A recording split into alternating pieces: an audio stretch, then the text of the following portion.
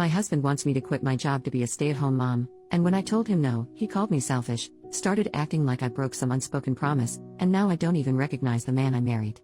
I, 30F, love my husband, 30M, and he's an amazing man, but we have flaws like everyone else. We both aged out of foster care and met at a youth fulfillment program, basically a work camp that helps kids with no families learn the fundamentals for living, finances, certificates, as needed. We were both 18 and stayed in contact after the program ended. He made it clear he liked me, but I was truly petrified of men at that point in my life due to past experiences and rejected him a bit harshly.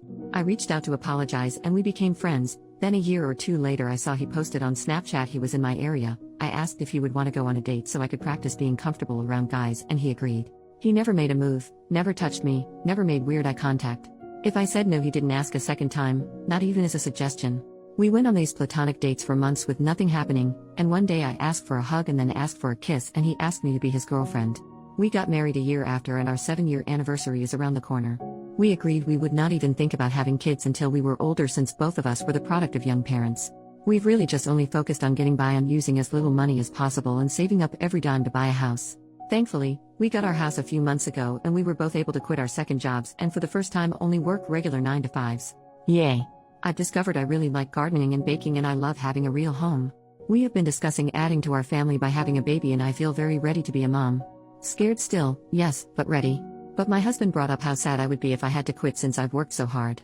I told him I had zero plans to quit, I would only take maternity leave. Plus my company allows maternal and paternal remote options for 1 year after birth, so I can just work from home if needed. I know it's a lot to do with a newborn but giving up the security of my paycheck is simply not an option. He told me this was what we worked for, to make our own perfect family opposite from what ours were like and I was blindsiding him by changing my plans and I told him no plan has changed, I can have a career and be a mom. Plenty of women do it. He doesn't have to quit his job to be a dad so why should I? He said it wouldn't work for a baby's needs and I told him okay, since I make more money than you, why don't you quit and I go back to work remotely after healing from birth. That way we have both hands on deck and we don't have a severe loss of income. I make $89,000 a year and he makes $52,000 a year. He mentioned that if I trusted him fully this shouldn't be a problem. I told him I trust him but I don't trust our current economy, but I left out that I really do genuinely think quitting my job with no savings, wiped out by getting the house, and relying on a man is absolutely stupid. He had plans made previously with his parents and had to leave so we said we would pick the conversation back up when he gets home but he's very upset. Madder than I have ever seen him and I don't understand why he just assumed I would quit. Not only do I not understand it, but it makes me trust him a lot less than I did yesterday. I have a bad habit of running for the hills when problems come up and not gonna lie, this is making me really nervous. Thank you for reading all of this if you have. I'm open ears to what could be going through his mind or why he is thinking like this, really just doesn't seem logical to me.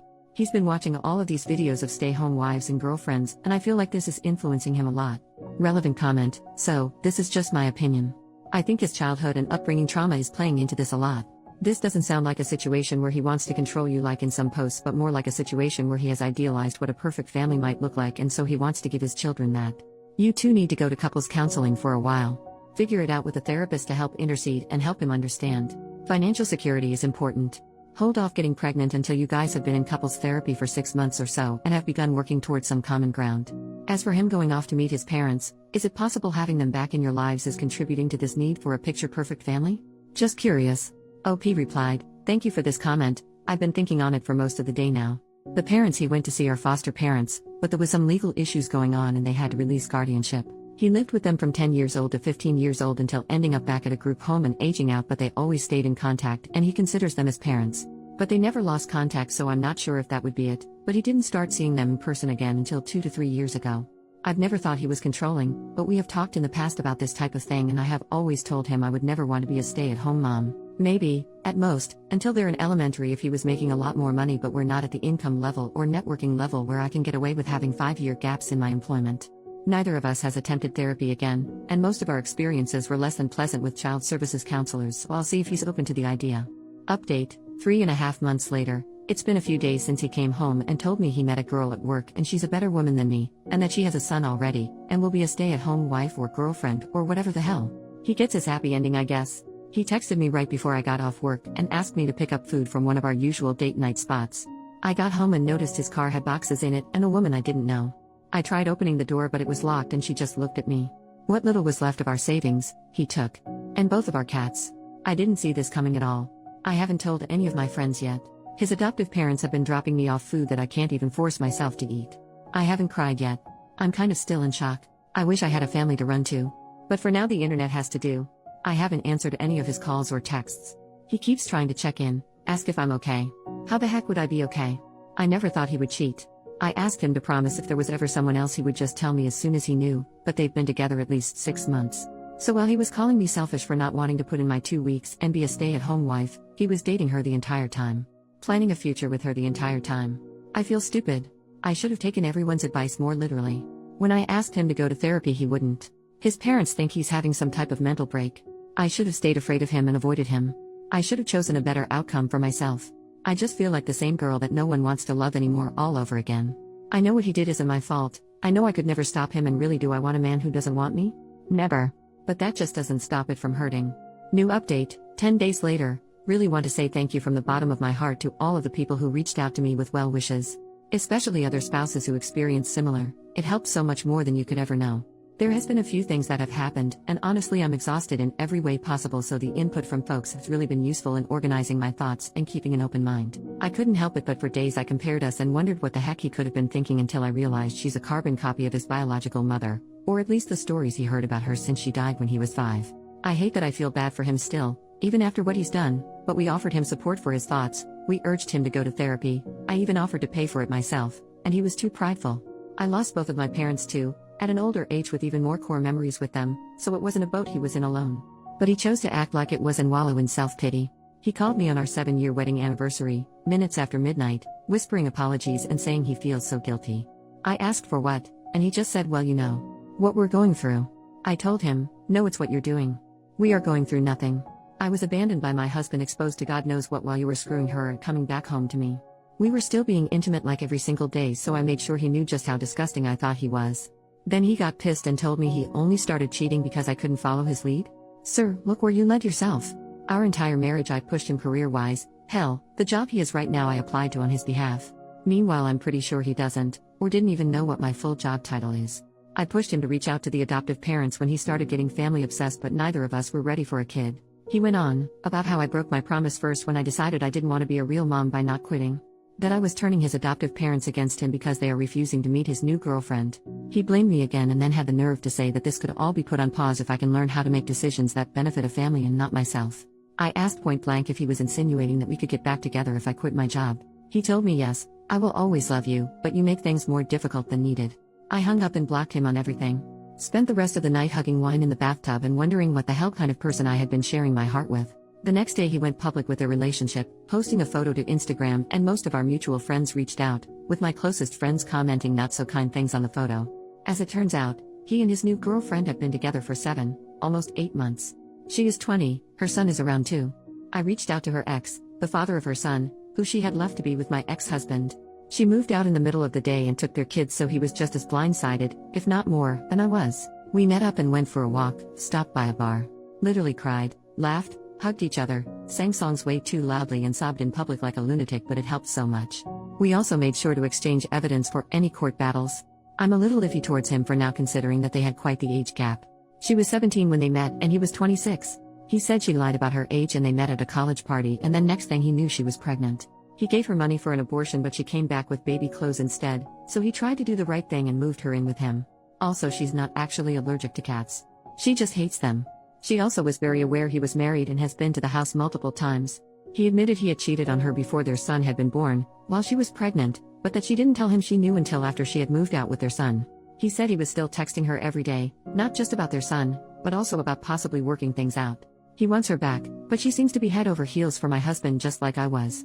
I told him good luck, but yeah, not the direction I'm going in at all. This time he made his bed and he will lay in it for good.